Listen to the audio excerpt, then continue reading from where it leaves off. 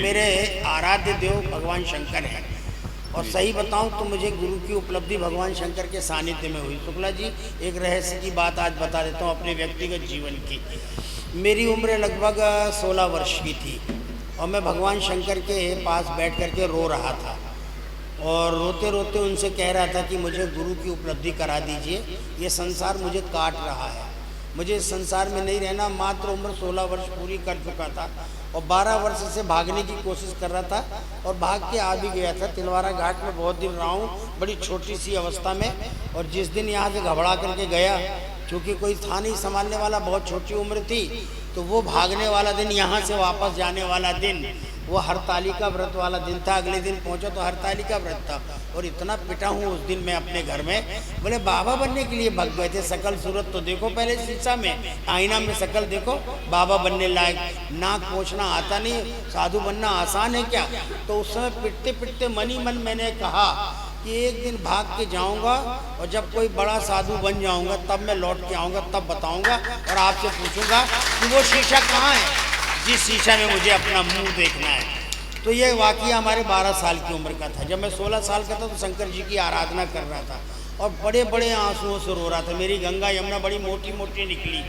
तो मैंने उनसे कहा, शंकर जी मुझे गुरु जी को मिलवा दो और मैं जानता नहीं मुझे कहाँ जाना है, चित्रकूट में रहते हैं। और इतनी जब मैं प्रार्थना कर रहा था तो मेरे पीछे से आवाज़ आई कि मैं तुम्हारे पीछे ही खड़ा हूँ।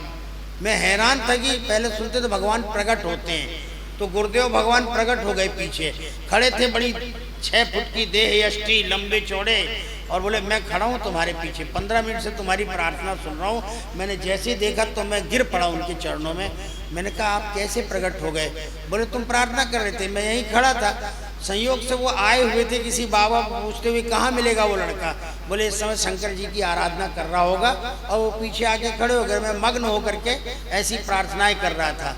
तो मुझे तो भगवान शंकर की कृपा जीवन भर ऐसा अनुभव में आ गई है कि मैं कोई संकल्प लेता हूँ सुबह शाम को वो पूरा हो जाता है।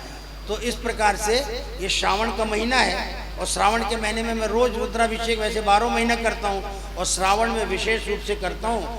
जब शुक्ला जी ने बताया कि शिव पुराण की कथा हो रही है तो मैं भगवान शंकर का अनुरागी होने के कारण मैंने कहा मैं शिव पुराण के कुछ शब्द आचार्य जी के मुख से श्रवण कर लूँगा, इसलिए भागा भागा आपके बीच में आया। पर माई के बीच में बाधा बन जाता है, जो औपचारिकताएं करनी पड़ती हैं उसमें 10-15 मिनट का समय बेकार में चला जाता है। फिर भी अच्छा लगता है क्योंकि कोई माला पहना रहा है, कोई चादर उड़ा रहा है, कोई हमारे बारे में परिचय दे रहा है, तो किसको अच्छा नहीं लगता। तो लगता हमको भी अच्छा है, परंतु हमको लगता है कि कथा में बाधा हम बन गए। लेकिन हम ज़्यादा देर तक समय नहीं लेंगे। मैं एक बात कहना चाहता हूँ, आप सबके लिए कहना चाहता हूँ, जो मेरे जीवन का अनुभव है। भगवान शंकर और पार्वती जी का संवाद हो रहा है, कहाँ पर? हिमालय की उपत्यका में बैठे हुए। पार्वती जी उनसे प्रश्न कर रही हैं, मन में आए हुए जिज्ञासाओं को पूछ रही हैं। और एक बात बड़ी बीच में कहती है कि देखो, तब कर विमोह अब नाही, पूर्व जन्म में जैसा विमोह था मुझे, अज्ञानता, विमोह माने अज्ञानता, घोर अज्ञानता, मोह माने अज्ञान और विमोह माने घोर अज्ञान, तो वैसा अब अज्ञान नहीं है क्योंकि उसका फल मैं भोग चुकी हूँ। पर इस जीवन में मैं कुछ बातें शेष रह गई थी जानना समझना, तो मैं आपसे प्रश्न करती जाती हूँ, आप मुझे उत्तर देते जाइए और आप मुझे योग्य अधिकारी समझिए।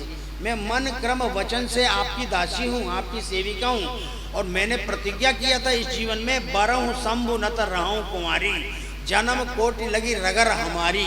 हम करोड़ जन्म भी मिलेंगे हमको, तो मैं करोड़ जन्म में यही साधना करूंगी कि मुझे वर मिले तो भगभूत भावन भगवान शंकर मिले, क्योंकि उनसे ही वियोग होता रहता है और उन्हीं से संयोग होता रहता है। वियोग मेरे अज्ञानता के कारण होता है और संयोग आपकी कृपा से, आपके प्रेम के कारण होता है। मैं आपको ही वर्ण करती हूँ और मैंने आपका वर्ण किया है और आप भी मेरे अंदर अपनी प्रीति जगाते रहते हैं। अब तो आप मुझसे प्रेम करते हैं, मैं मन क्रम वचन से आपकी दासी हूँ, आपकी सेविका हूँ, इसलिए पूरे बड़े निश्चल मन से मैं आपसे प्रश्न कर रही हूँ।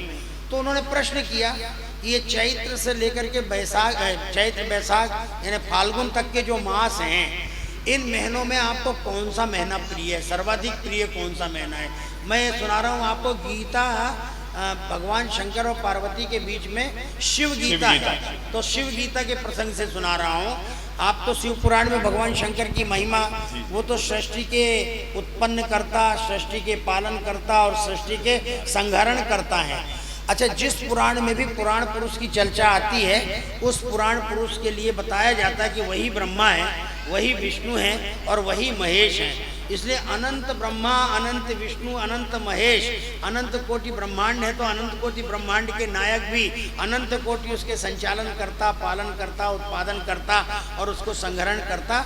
ये पुराणों की विशेषता है कि हम उसे, जब गणेश पुराण पढ़ेंगे हम, तो गणेश जी ही सृष्टि के सृजन करता है, पालन करता है और संग्रहण करता है। जब हम भगवती देवी पुराण पढ़ेंगे, देवी भागवत सुनेंगे, तो उसमें भगवती की ही महिमा है, वही सृष्टि की आदि करता है, वही सृष्टि की पालन करता है और वही सृष्टि की संहारण करता है। और सब में समान गुण हैं, पुराण पुरुषों में सब में समान गुण है। और हम अपने भारतवर्ष में जब रहते हैं, जन्म है, तो प्रकृति और पुरुष की उपासना ही हम लोग करते हैं। कहीं पुरुष की उपासना होती, कहीं प्रकृति। ये दार्शनिक लैंग्वेज है, ये दार्शनिक शब्दावली है कि हम पुरुष को मानते हैं और प्रकृति को मानते हैं। तो यहाँ पुरुष और प्रकृति का संवाद हो रहा है शिव गीता में। पार्वती जी पूछ रही हैं कि आपको चैत्र से लेकर वैशाख, जो फाल्गुन तक के महीने हैं, इसमें सर्वाधिक प्रिय महीना कौन सा है? तो बोले तुमने पूछा है तो मैं श्रावण के महीने का नाम ले रहा हूँ, मुझे श्रावण का महीना बहुत प्रिय है। अच्छा, बोले श्रावण का महीना आपको बहुत प्रिय है, तो आपके भक्त श्रावण के महीने में जो भी कार्य करते हैं आपकी पूजा का, आप क्या करते हैं? तो बोले हम अपने भक्तों का अभीष्ट सिद्ध कर देते हैं, उनको वरदान देते हैं कि जो उनके मन में है वो उनकी सारी मनोकामना पूरी हो जाए। एक ये उत्तर दिया, लेकिन पार्वती जी को अभी भी संतोष नहीं हुआ। तो उन्होंने पूछा कि आपके कई नाम लेते हैं आपके भक्त, आपको ऐसी जानकारी है कि आपके कितने नाम हैं? तो बोले भक्तों ने जितने नाम सुनाए हैं, मैंने उन नामों की संख्या सूची बनाई है, तो 1000 नाम है मेरे, 1000 नामों का उच्चारण करते हैं। तो बोले अच्छा, इन 1000 नामों में आपको सर्वाधिक प्रिय नाम कौन सा है, आप बता दीजिए। शिव पुराण में भी इसका उल्लेख आया है, उपनिषदों में भी इसका उल्लेख आया है दार्शनिक ढंग से। तो बोले देखो भाई, मेरे को महादेव सबसे प्रिय है, महादेव शब्द मुझे सर्वाधिक प्रिय है। तो बोले अच्छा, आपके दरबार में आकर के, आपके विग्रह के सामने खड़े होकर के आपके भक्त जब आपको महादेव कह के पुकारते हैं तो आप क्या करते हो? तो भगवान शंकर ने कहा वो श्लोक आप सबको रट जाना चाहिए मेरे बोलते बोलते। इतना सरल श्लोक है कि आपको बिल्कुल रट जाएगा। और नहीं तो कागज कलम हो तो लिख लेना, और नहीं तो आपके पास वो है मोबाइल, तो उसमें भी मेरी आवाज कैद कर लेना। भगवान शंकर कहते हैं महादेव महादेव महादेवेति यो वदेत, जो मेरे मंदिर में आकर के मेरे विग्रह के सामने महादेव महादेव महादेव महादेव शब्द का 3 बार उच्चारण करता है, तो एकेन मुक्ति मापनोति, एक बार के उच्चारण से मैं उसे मुक्ति का वरदान दे देता हूँ। माने यहाँ सब जितने बैठे हुए हैं, मरण धर्मा कोई नहीं है। मरण धर्मा शरीर है तो शरीर तो मरेगा ही, लेकिन हम मुक्ति का अनुभव जीवन में करें कि हम सब मुक्त आत्मा यहाँ बैठे हुए, क्योंकि हमने अभी महादेव सुना ना मेरे मुख से, तो सुनने का भी महत्व है, बोलने का भी महत्व है। तो पहली बार महादेव शब्द का उच्चारण होता है तो भगवान कहते हैं एकेन मुक्ति मापनोति, एक बार के महादेव उच्चारण करने से वो मुक्ति का अधिकारी हो जाता है। और बोले 2 बार किया तो उसका क्या फल मिलेगा? द्वाभ्याम, 2 बार कहा गया है शंभु, मैं शंभु हूँ, स्वयंभू हूँ, ऋणी भवेत, मैं ऋणी हो जाता हूँ। कितने सरल देवता हैं कि हमारे 3 बार महादेव उच्चारण करने से 1 बार तो मुक्ति का अधिकारी बना देते हैं और 2 बार में वो हमारे ऋणी हो जाते हैं। हम भगवान शंकर के ऊपर ऋण चढ़ाने का काम करें, ताकि हमारे जीवन की जो भी अभिष्टि है, जो भी हम चाहते हैं, भगवान शंकर को याद दिला दें। बोले याद दिलाते समय मेरे सामने एक बात कहनी पड़ती है। बोले क्या कहनी पड़ती है? कहनी पड़ती है आपको आशुतोष, मेरा एक नाम आशुतोष भी है। आशु का मतलब होता है शीघ्र, और तोष का मतलब होता है प्रसन्न होने वाले, तत्काल प्रसन्न होने वाला मेरा एक स्वभाव है। इसलिए मेरे भक्त मेरे दरवाजे में आकर के मुझे आशुतोष कह के पुकारे, लेकिन याद दिला दे कि हमने महादेव महादेव महादेव 3 बार कहा है। हमारे जीवन में ये संकट आ गया है, हमें इस संकट से आप मुक्त करा दीजिए। तो ऐसे उदार देवता। अब मैं शंकर भगवान की दूसरी विशेषता आपको बता देता हूँ। आज मैंने अपनी पोस्ट में लिखा भी है, 15 अगस्त की पोस्ट में लिखा है। तो वो कोई दूसरी बात लिखा है, लेकिन मैं यहाँ आपको बताना चाहता हूँ, मेरे देश की, आर्यावर्त की, भारतवर्ष की जो पहचान है वो सामाजिक समरसता है। हम लोग जाति पात की संकीर्णताओं में जीने वाले लोग नहीं हैं। हम में से किसी ने भी भगवान से ये प्रार्थना नहीं किया। भगवान से ये प्रार्थना तो हमने किया, शास्त्र बताते हैं कि इस मातृ गर्भ से हमको निकालो बाहर, क्योंकि यहाँ पर केवल मलमूत्र के अलावा और बदबू के अलावा कुछ नहीं है, इसलिए प्रभु अब गर्भवास से हमको बाहर निकाल दो। ये प्रार्थना तो हमने सबने किया है, हमें मालूम नहीं है, लेकिन शास्त्र बताते हैं कि हम सब जब माँ के गर्भ में होते हैं तो भगवान से प्रार्थना करते हैं, रोते हैं, क्योंकि उस समय वाणी नहीं होती, मन होता है, तो मन से ही हम कल्पना करके कहते हैं प्रभु ये कहाँ पर हमको वास मिला है, आप निकालो तो बाहर। और फिर वो 9 महीने के बाद माँ के गर्भ से हमको बाहर निकाल देते हैं। लेकिन एक बात बताइए, आप में से किसी को याद हो, मुझे तो कुछ भी याद नहीं है, आप में से किसी को हो तो बड़ा बता दीजिए हमको, आपने हमने गर्भवास में रहते समय भगवान से जाति बिरादरी मांगी है क्या? किसी ने कहा कि हमको ब्राह्मण के घर में पैदा करो, कि क्षत्रिय के घर में पैदा करो, कि वैश्य के घर में पैदा करो, कि शूद्र के घर में पैदा करो? किसी ने नहीं मांगा ना। ये तो हमको परंपरा से हमारे माता पिता जननी जनक जो मिल गए, जिन संस्कारों के मिल गए, हमने वही मान लिया। और जो मान लिया मतलब वो सही बात नहीं है। हाँ, वेद कहता है वर्ण व्यवस्था हमारे यहाँ पर है, ब्राह्मण, क्षत्रिय, वैश्य और शूद्र। जितनी पवित्रता ब्राह्मण में है उतनी ही पवित्रता वैश्य में है, उतनी ही पवित्रता वैश्य क्षत्रिय में है, और उतनी ही पावनता शूद्र में है। ये नाम है।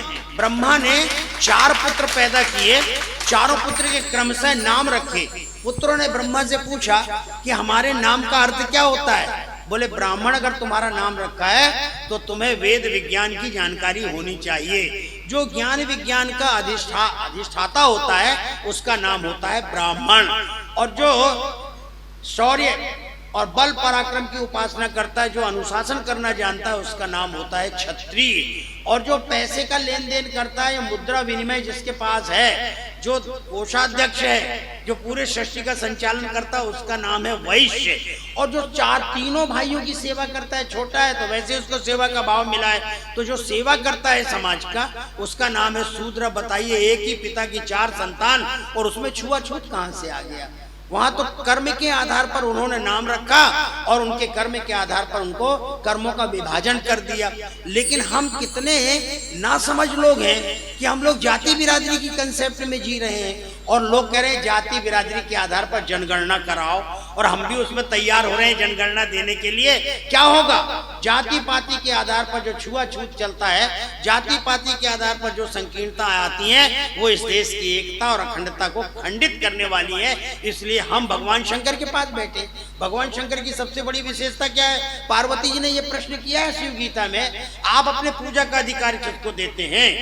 मेरी आवाज तो आ रही पर्याप्त, माइक का को भौं भौं करने लग जाएगा बड़ी तेजी के साथ। इसका मेंटेन करना मुझे बचपन से आ रहा है, इसलिए दूरी रखता हूं। तो भगवान शंकर ने जब पार्वती जी ने प्रश्न किया कि आप बताइए कि आप अपनी पूजा का अधिकार किसको देते हैं, तो बोले मैं अपनी पूजा का अधिकार चींटी से लेके हाथी पर्यंत जितने देहधारी हैं, मैं सबको, चींटी भी मेरी पूजा कर सकती है अगर उसको पूजा करना आता है तो, हाथी भी मेरी पूजा कर सकता है अगर उसको पूजा करना आता है। और हमारे यहाँ चींटी और हाथी दोनों ने पूजा किया है भगवान की। देखो हाथी ने कब पूजा किया? जब वो मगर ने उसके पैर पकड़ लिए तो तोड़ा उसने कमल का फूल और हरि कह करके भगवान को समर्पित कर दिया। और पिपीलिका, वो बेचारी भगवान शंकर के पास पहुंचना चाहती है, लेकिन पहुंचे तो कैसे पहुंचे? तो नीतिकारों ने बताया, असज्जना सज्जन संग योगात करोति दोषाद्य मपीह साध्यम पुष्पाश्रयात् शंभु जटाधिरूढ़ा पिपीलिका चुंबत चंद्र बिंबम। पिपीलिका को भी पूजा का अधिकार है भगवान शंकर ने कहा। और हम मनुष्य जितने प्रजाति के हैं, हम सारे मनुष्य भगवान शंकर की पूजा के अधिकारी हैं। स्त्रियों को पूजा का अधिकार, पुरुषों को पूजा का अधिकार, ब्राह्मण से लेकर शूद्र तक पूजा का अधिकार। अच्छा, कितने समय करें पूजा? कोई टाइम सेट किया है क्या? बोले नहीं, 24 घंटा मेरा दरवाजा खुला रहता है, आप 12 बजे रात को भी उठ करके मेरी पूजा कर सकते हो। अच्छा, पूजा के लिए कोई अगर हमको प्रतीक न मिले तो उन्होंने कई प्रकार के शिवलिंग की चर्चा की है भगवान शंकर ने। स्वामी करपात्री जी महाराज ने भक्ति सुधा नाम का ग्रंथ लिखा है, उसमें शिव तत्व में विवेचन किया है।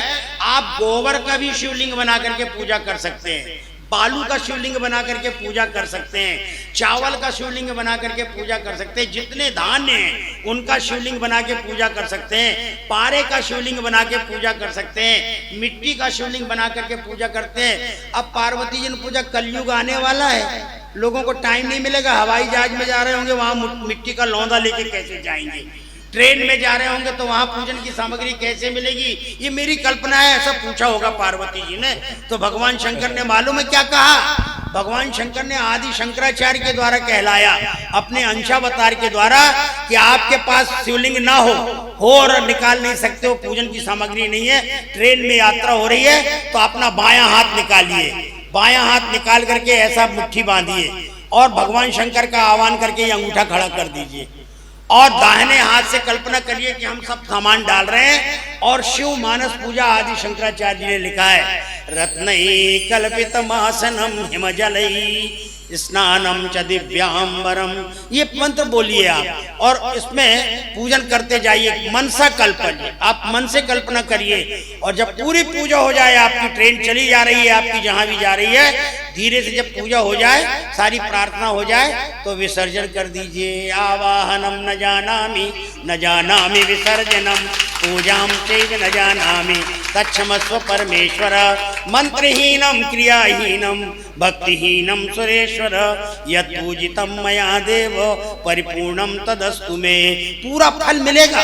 अब बताओ, इतना सरल देवता दुनिया में किसी धर्म वालों को मिल सकता है, किसी संप्रदाय को मिल सकता है? फिर एक विशेषता उन्होंने और पार्वती जी को कह दी, देखो मेरा नाम सामाजिक समरसता का देवता है, मेरा यज्ञ कहीं हो रहा हो तो यज्ञ में शूद्र भी प्रवेश कर सकता है, बस शुद्धि अशुद्धि का उन्होंने प्रतिबंध लगाया है कि वो पूजन करने आए, यज्ञ में वर्ण हो उसका और यजमान का वो वर्ण करे, बस शर्त यह है कि उसका मन पवित्र होना चाहिए, और अगर मन पवित्र है तो वो आकर के यज्ञ में बैठ सकता है। इसलिए मैं भगवान शंकर को सामाजिक समरसता का देवता कहता हूं, और इसलिए सामाजिक समरसता की लहर इस देश में चलाने की बड़ी आवश्यकता है।